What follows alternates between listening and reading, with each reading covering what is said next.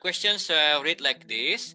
The Tiada Guru campaign would like to ask how Right to Information Act might help students in families under the Ministry of Education regarding misconduct investigations and abuses of power in schools, perhaps in helping uncover corruptions that often goes unnoticed.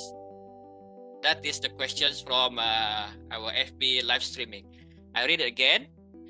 We would like to ask how Right to Information Act might help students in families under the Ministry of Education regarding misconduct investigations and abuses of power in schools, perhaps in helping uncover corruptions that often goes unnoticed. I open this to all the panels. Who would like to take that one? Washla? It's such a relevant question, right? Because this is where the issue about holding state authorities or public agencies, or in this case schools and Ministry of Education, to a level of transparency and accountability. Yeah, I think what this legislation will enable is for people to have information about what guidelines are in place. Sometimes you get access to it, but not necessarily you get access to it from all schools.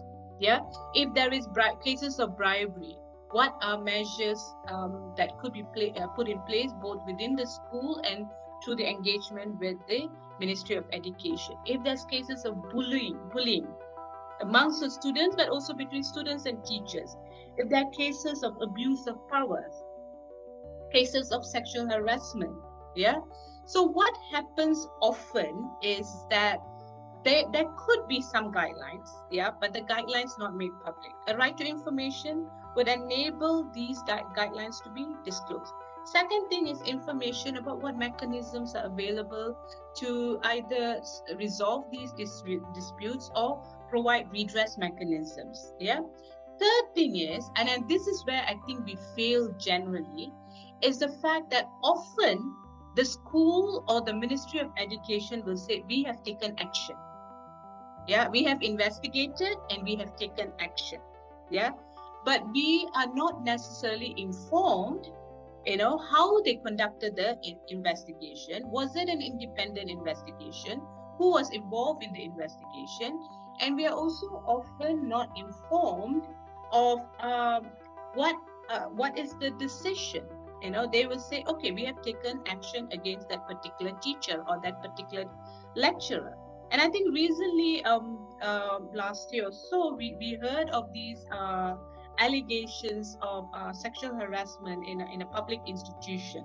Yeah, and the institution claimed that they had conducted investigation and inquiry, internal inquiry, and they had subsequently taken action. So the question is, to know and understand the effectiveness of the actions taken, we need to know how it was conducted and what was the action. So this is the basic of the right to information legislation. It changes people's perspective that you actually have the right to know this information, and you now can access this information because they will be compelled to make these or disclose this. Yeah. And of course, there are different ways of restricting certain information, like anything related to privacy, personal data. If it's a young child who's involved, maybe not disclosing the child's name. Yeah. So those are certain measures that will be put in place and must be put in place that we can access.